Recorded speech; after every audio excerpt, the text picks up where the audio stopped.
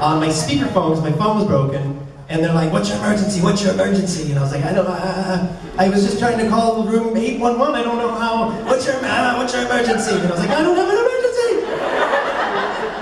Where are you? Where are you? I'm in a hotel. I'm in a hotel. What room are you in? You don't need to know my room. Then I started getting dodgy. Like, you don't. Why do you need to know my room number? I was trying to call 811, and then he keeps badging. What's your? And I just hung up the phone. And then I go down to Rich's room and I knocked on the door and I was like, and he's like, come in. And I think he thought I was having another stroke. And he was like, okay. And then he sat me down and I told him the story.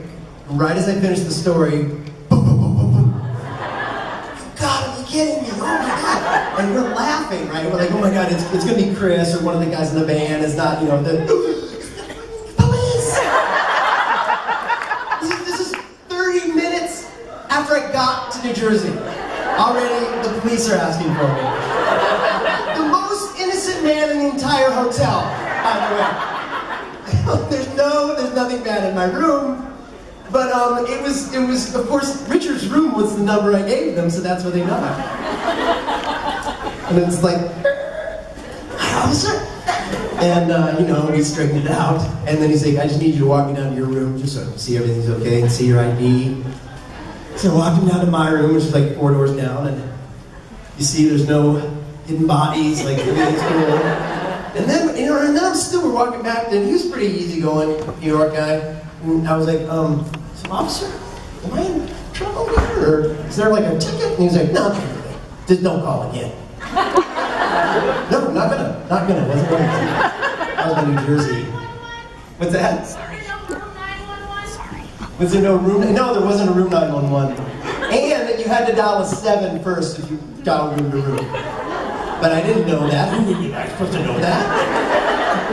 And then I just, you know, I dialed 911. Surely that happens.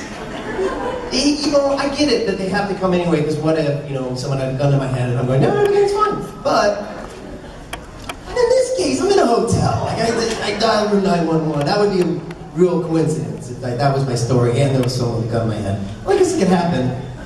Oh, it's the worst. Guy broke into my room, gun in my head, I got 911. And they thought I was trying to room 911. I'm like, no, everything. There wasn't even a ninth floor room. No, there wasn't a ninth floor. That's the strange thing about this story, folks. I don't know how it happened. There's no room 911. Rich was in 811, and there was a cop on the door. So, this time it's been a real smooth transition, except for the fact that yesterday I was supposed to get at like 10 o'clock at night. And my birthday is actually on Sunday. Thanks. And I'm only telling you that because your Rich was like, when are you getting in? I was like, 10. He's like, dude, come on. Get me in at 4:30. Hey, come here, we'll go out. Because we don't have any other time to go out. I was like, oh man, I don't know, man. No. Oh, okay, let me look into it. And so I changed my flight, and we're at the airport, and I'm with all the creation people. We're all flying together, and they start getting texts. Oh, Richard can't make it. I was like, come again now? I thought it was one of his jokes on me, because that's what he does. So I was like, oh, hey guys, no, this is a joke. He's totally coming. It was just, and then secretly I was like, WTF, Rich. And he's like, sorry, dude. Sorry, I got a work thing tomorrow. But that's it's really funny.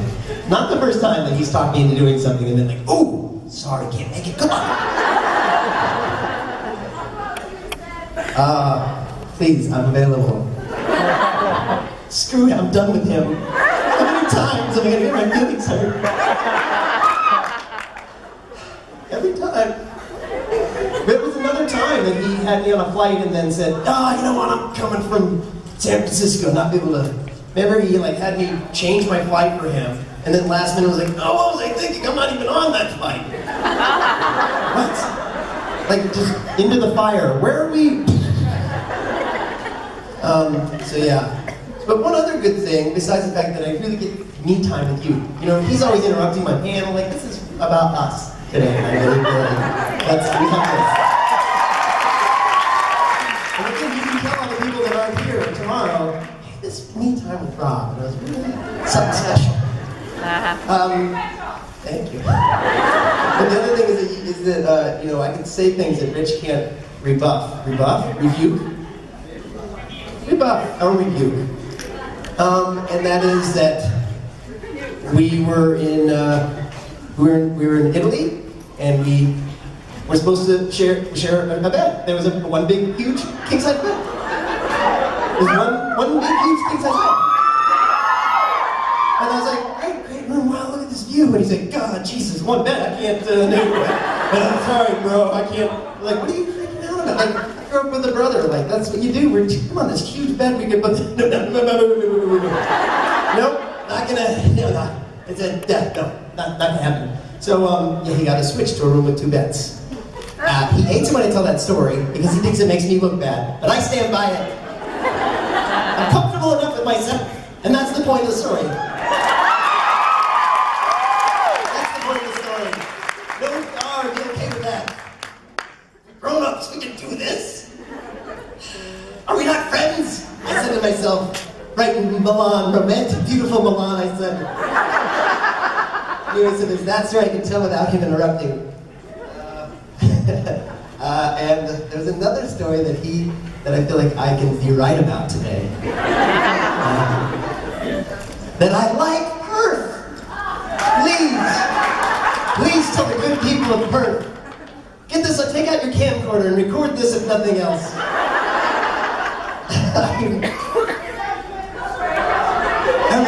I forgot there were rules and regulations. Boil again. Listen, damn. Perth as a whole?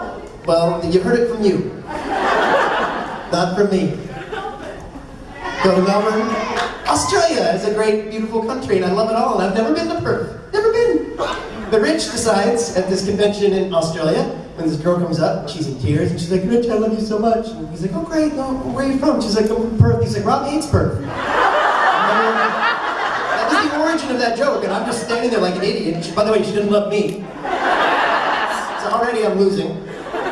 And then he doesn't even throw me under the bus, he runs me over 3 times. I'm under here. And he's like, oh, Rob hates Perth. Funny story, Rob hates Perth.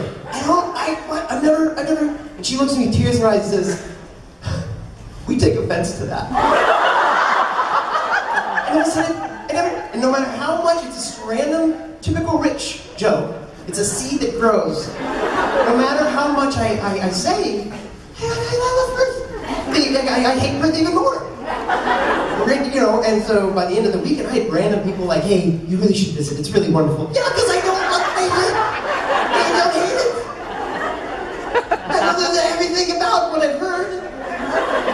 Now there are, I hate Rob hates Perth t-shirts.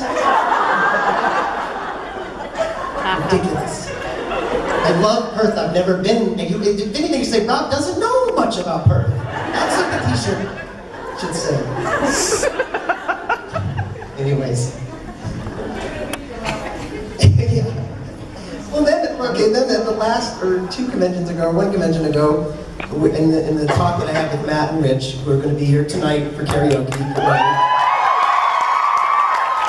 Rich flies in at like 8, I'm going to give him the cold shoulder for an hour, and then we'll be good by 10. But yeah, so I said something about Matt, my friend Matt, who I love, who's Jewish. I said something about, is that what happened to you? And he said, what, about Jews? I said, what? And then he says, orange juice? Oh, juice, it was juice, right. I was like, yeah, it was, what's something, I hate juice? I think that's what I said, I hate juice. He was like, hate juice, and Rich was like, Rob, juice, and then, I was wearing an Earth shirt at the time, and they said that I needed to get a yarmulke that says I love Perth. A yarmulke so I can cover all, I love all people. And you know, I had a conversation with Rich where I said, Rich, I just hate the word hate being in, I don't hate anything. So don't say hate with Rob, it's offensive. I love all people. And I love you, why can't we share a bed together?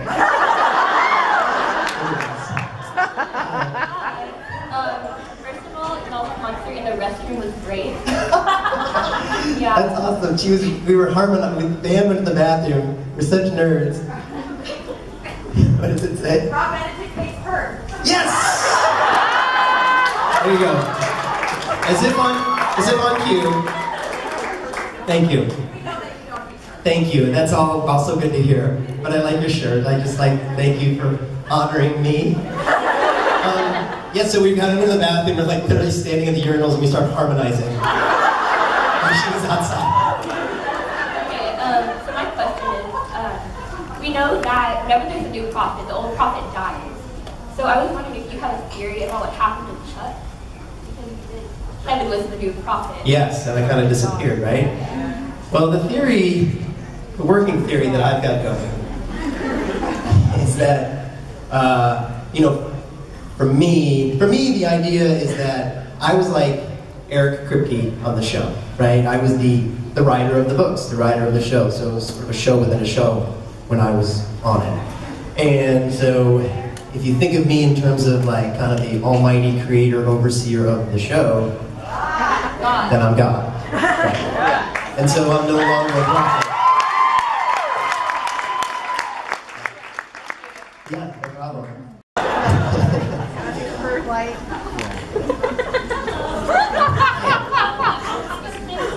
I love this new artist. Thank you. I have a little request for Loud and Flame. You guys could do a show in Austin and make my life a Honestly, lifelong dream. I've never been there. We apply to South by Southwest every year and never get in. And it's a right South by Southwest to South by Southwest people. South by Southwest has become sort of like what Sundance is to movies. Like it used to be indies, and now really it's people with record labels can get into South by Southwest. So we're always kind of put at the bottom. But yeah, we would love to. Yeah. Is that near Dallas or closer to Dallas or Houston? Of course, south of here. Yes. All right, well, we're going to be here next year, right? So what we should do is just like come in early, play a show in Austin. We're going to make that happen. The name come from? Yeah. Well, there's a movie. It came out in the late 80s, right in our wheelhouse, and it's called Vision Quest. And Matthew Modine plays a wrestler, and Madonna had a couple songs on the soundtrack, so Journey was an awesome soundtrack. And his name in the movie is Loud and Swing. So we all loved it. We just all loved that movie, and we were trying to think of names. It's the hardest conversation you ever have in a band is what you're going to call yourselves. And because it's something that's going to, it's bad name, good name, it's with you. You know, it's hard to then change your name. So then, so we were like, at the time, someone's like, Loud and Swing. And we're like, I love that movie. Me too. It's like the fact that we all knew that reference. We're like, that's her name? And so, that's her name? Yeah, sure. Yeah, the only problem with it for me is like people don't know how to spell it, or they think we're saying loud and swing, like we're some metal band. Or a swing band? That's because you're going like this when you say it. What do you call it? Loud and swing? Loud and swinging. No, I think people are always like, especially older people, like, what's the name of your band? Oh, Loud and Swing? Loud and, no, just Loudon, like the name Loudon Wainwright, Loud and Swing. Yeah, it's hard. I'm sorry. Then you gotta think like the bands like Pearl Jam. I'm sure you've never heard it. What's your name of your band? Pearl Jam? Sorry? Pearl Jam. Pearl Jam. That's the name of our band, Pearl Jam. And that's like, what do you guys call them? Oh, we're called the Rolling Stones. I'm sorry, what? We're called the rolling, like a stone that rolls? Okay, whatever. Well, first of all, I wanted to say that you're like the best God. You're like above Morgan Freeman.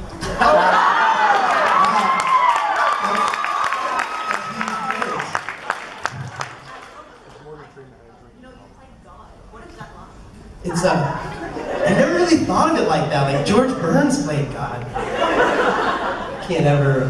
George is the man, right? It's weird, right? It looks weird on her resume. Honestly, it's like, to be honest, always gotta downplay it, because the minute you start going, oh, I play God, then you get struck by lightning. Let me go. I got this, guys. I played God. Smoke. But no, so I honestly, that's like when I answered the question just now, I'm always real like, so, I guess I'm sort of God? Which I think that's what I think makes it fun for someone like Chuck, who's like the reluctant God. So yes, it's very, I'm humbled. But thank you for your compliment. How are you? I like your outfit. Thank you. I'm also from Austin, so I agree that you should play there. And I was wondering if there's anything that you ever stole from set, or anything that you wish you had stolen. Definitely things I wish I'd stolen. I wish I still had the robe, Chuck robe. I don't know where it is. I don't think they have it anymore. But I feel like that we need to sort of put that in a box and hang it up and go, this is Chuck's robe. Remember Chuck? I don't. Which one is it? Yeah, I went to karaoke. God, we'd have a fun time with that robe. But so that, I wish I'd taken that. And I wish I'd taken, this I'm speaking from things I had to deal with, the tooth that was in my hair. It was an actual prop that was really well made. It had gooey gunk on it, and it was a tooth in my hair. And that was fun. And the plunger that I hit Jared with was fun. And toilet paper. I wish I'd taken Jared and Jensen's trailer, because it's freaking huge. It's bigger than my house. I mean, literally, it's like, yeah, so, Megan's at home, and this is the bedroom. I got the gym in here, and then watch your head there. Down here is the guest room. And then, let me show you the wine cellar. It's huge, it goes on for days, this trailer. You know, and normal people like me have like, just like a little room.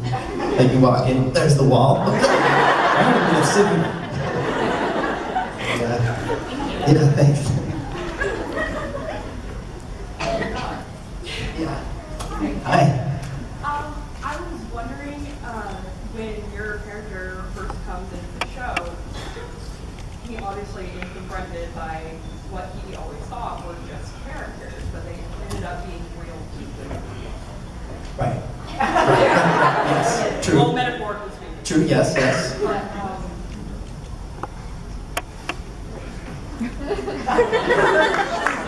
No, you're doing great. That would mess with your mind. just like my heart stuff. Freaking out.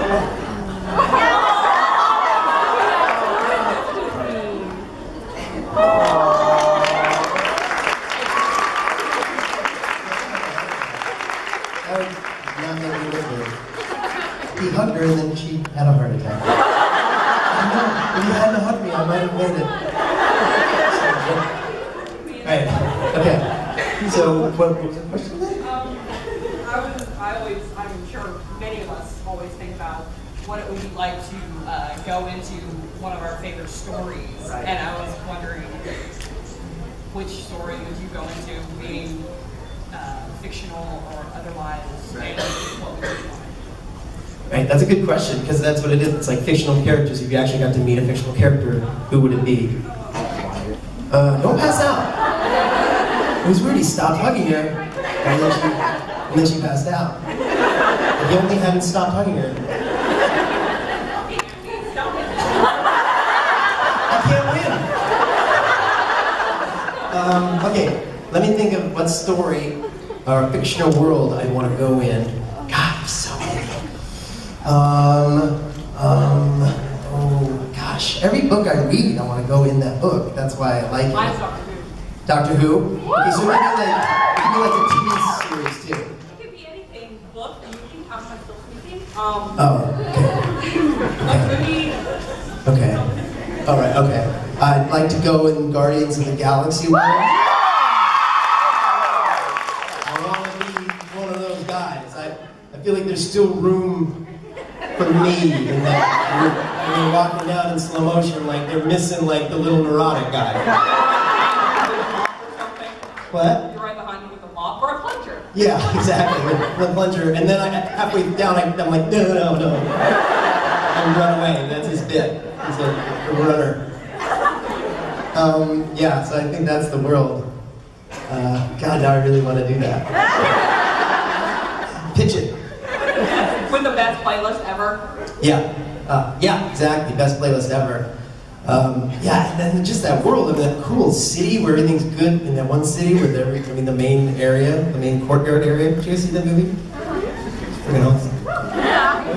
You should get out of the rehearsal studio and see this movie.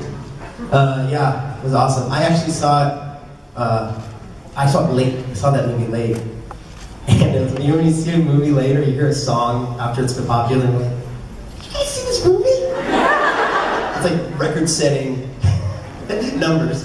It's a pretty good movie, right? Everybody's like, I don't remember it because it was so long ago when I saw it. Always last at the party. I love your band. Like, I love the whole band. But I have a question directed towards the band. Because I was wondering, you know, you have a ton of stories. Y'all have a ton of stories from being on set, or you do, but I was wondering if your band had any really cool stories that you would like to share. Any fun memories? Cool stories, fun memories? I mean, we do. That trip to Europe was pretty eventful. Step up to the mic. You got anything? He's asking. It's a question for the band. All right. Try to keep it G.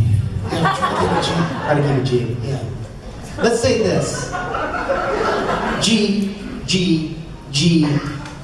NC-17.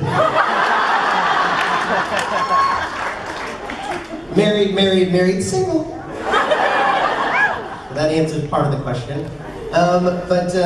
You know, a funny thing, we were just recently talking about this, Norton, don't be mad at me for saying this, it's nothing bad, not that bad. But when we were in Europe, every time we walked by, like, any kind of American store, especially if it had chocolates or sweets, Norton would be like, Ben & Jerry's! Haagen-Dazs! Perks right up. Dunkin' Donuts! You're like, yeah, but look at this building. It was like built in the 1400s. Yeah, but Ben & Jerry's, we got it, yep. If they had a Dunkin' Donuts, that's where he would be while we were touring around Berlin. Yeah, saying, like, looking at the wall, and he's like, this is amazing. So yeah, no, we're ready to kill each other whenever we go out on tour. This is great, because it's good for band morale, get along great, it lasts one long weekend. No, we've been playing together, you know, for a long time, like 15 years all round down. 17 years. Yeah, that's a long time. That's a long time.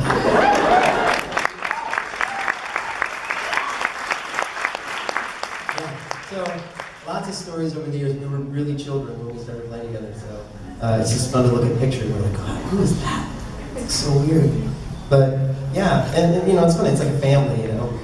Yeah, there's funny stories and a real good story. Yeah. Just think of the one that we just talked about with the flight to Austria, where Norton's always the window guy. He wants the window seat. Yeah. And we're like, hey, Norton, got a window seat over here. But he's like, nah, you know, I'm gonna sit over here. I got the middle seat, but it's next to this really pretty girl. And he's just talking off her ear. She's sweet. She's looking interested. So Mike starts videotaping it. Yes, looking in video. But you can tell she's starting to get a little annoyed. She just wants to sleep. So we all get off the flight, and Norton was behind us. He gets off, and as he's exiting the airport with her, he goes to reach in to give her a nice hug. And It was a she long, kind of he was reaching. And she just gave this look like, yeah, no, it's not gonna happen. And we got it all on film. We'll probably post it on YouTube. Yeah, we got it all on film. That's what's so great. Yeah, it's definitely a lot of Norton stories, that's for sure. And their versions of it are nowhere near the truth. It's all good video evidence. It's Nowhere near the truth. So there you have it. Yeah, thank you.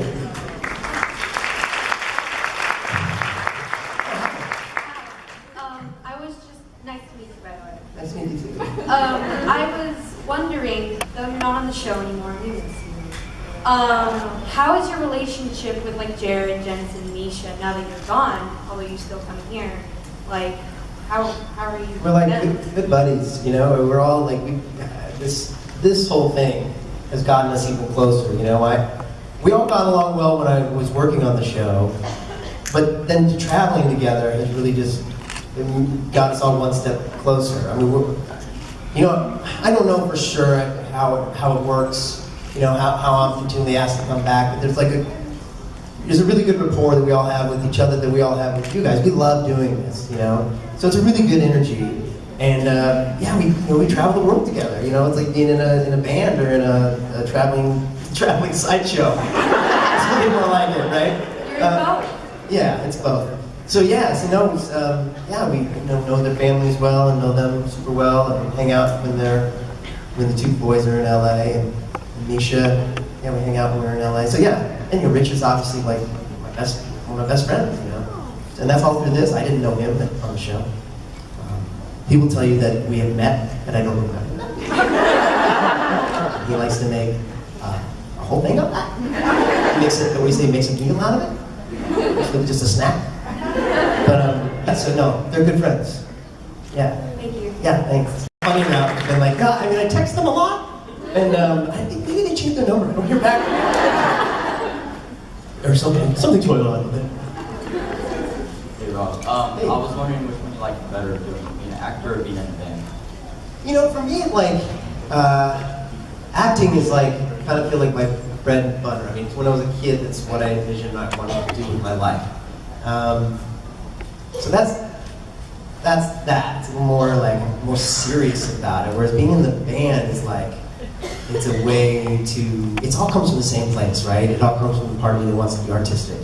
But the band is like, has always been like a release. And something that we have control over. As was acting, you really don't have a say. You know, you really don't. You don't really know what's coming next. And so it's nice to be in a band. We almost have this like side project or this side business. Because we all have day jobs, you know, and mine's just acting.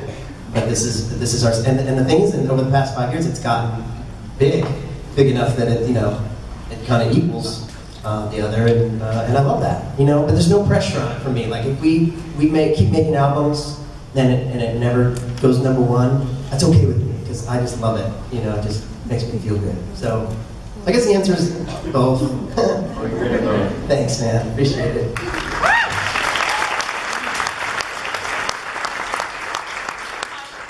I love you, by the way. Thanks. Say that, okay. Thanks so much. So I was wondering, how and why do you think Chuck broke up with Becky? Becky broke up with Chuck. She says she lies. She tells lies. You saw that woman. She's not stable. I don't know what happened. Finally, Chuck gets a girl, and then I hear, you know, years ago now, but I saw her, Emily, the actress, and she was like, yeah, I went back. I was like, you went what? You were back on? I went, where was I? And she was like, oh yeah, no, it's this thing, and then, you know, I guess we broke up, and tied Jared up on the bed. Oh, that sounds fun. You were my girlfriend. You can't just go tying people up. I really feel bad. You know, it's like someone broke up with you, but then you found out from a friend.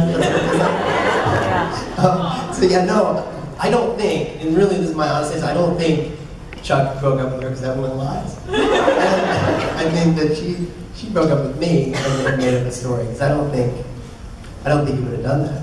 Then again, you know, he did sort of vanish into thin air, so that might have been hard on a relationship. The fact that he was no longer around. So, who knows what really happened, but yeah, Emily came back and she's good pants. I love doing it. We've done a couple panels together like this together, and she's really fun. She's real quiet, you know, and she's super funny. And she really plays into, play into the whole like, I still have a crush on you thing. And she kind of lets me do that, you know. Like, she's kind of sassy. I like it. And now I've said too much. Yeah, thank you. I had one of those weird out-of-body experience things where I said, like, oh, I'm in front of a bunch of people. Speaking my honest thoughts out loud. It's 2014, and we all know that Chuck wishes he had hoarded blood sugar. So what does Rob wish to hoard during the apocalypse? Ah, yes. Good question. I think toilet paper is pretty genius. Let's not forget. Treat it like it's gold! Treat it like it's gold. Let's not forget. Not that. I would like to hoard. What can I not do without? People. I would hoard all of you, people. in a big, huge, in Jensen's trailer. And just ride around the country picking other people up. You can't exist without people. Hey fella, you lost? And you just hope he's not like gonna eat you. That would be bad. I picked up the wrong guy. I had a bunch of people. And I picked up this guy, now I got no people. I made it out with just one arm, but here we go. Yeah, I work people, because I can't go a day without people. I'm pretty codependent. So, in a good way, I say that to you. Thank you. Yeah, thank you. Hi. So, with the band, what's next? You had Sky Live, released earlier. Yeah. So what's on the horizon? Can we look forward to going out tonight? Yeah, and I love this woman's shirt, by the way. She has names of our songs on her shirt that she made. It's really awesome. It's so awesome. And other kind of things. Someone has a tattoo they show me, like, that just means so much. It's just like, that's mind-blowingly cool. So we put out this album, Sky Live, in like February. And we're sort of in support of that right now. We're going to make a video, and we're going to keep playing these live shows, play for you people. We're going to England next month, and playing at a convention. Then we're playing a gig in London. So we're just going to keep playing. I think it's kind of official. We're kind of signed on to do these through the end of next year. So we can't get rid of this. So, and this is doing a lot, and it's cool because it gives us a chance to tour around and play for people, and they're like, come to wherever. You never come to Whippany. And then we go to Whippany and play. But, yeah, so just keep playing, and we've got a little batch of songs that were like the B-sides on that album that we think we're going to kind of release early next year. It's sort of a extra little thing. Hey, have you heard these little songs? Yeah. So I think that's next, probably. Yeah, thanks. Thank you. There's actually a song called Sky Live that we will be releasing. Funny story. Hi. Hi, I'm 12 years old. My mom's gonna arrive, but I have to ask a question before I leave because it's my question. Oh, awesome. So, since I'm 12 years old, is there anything that you did as a kid that you look back and you're like, what was I doing? What was I thinking? Oh God, everything. A day didn't go by that I don't look back and go, what was I thinking? Yeah, so what are you in, 8th grade? I'm in 7th. 7th? Yeah, 7th grade. I was a really little person. Like, I'm short now, but I was very short. Yeah, so nothing wrong with that, by the way. So, and it didn't even make you feel bad about that. That's awesome. You are who you are, and that's an awesome thing.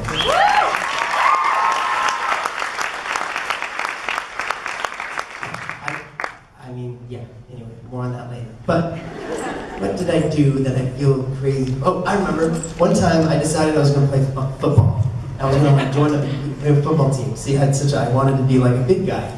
And so there's this thing called Mighty Mites. It's like Little League for football. So I was going to join Mighty Mites. So I went running, and I did push-ups, and I did sit-ups, and then I drank a really tall glass of milk. And I was like, healthy. And then I threw up. More than I could do. Well, it was a short run. Maybe just a couple of push-ups. My world record is 2. But that, your world record is 2? 2's a lot. Record's meant to be broken.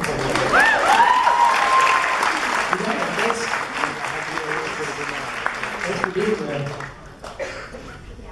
Hi. Hi, just want to ask, are you and Rich ever going to do any more Danger Bottom and Codpiece? That's a great question. Rich and I used to do these characters called Danger Bottom and Codpiece. And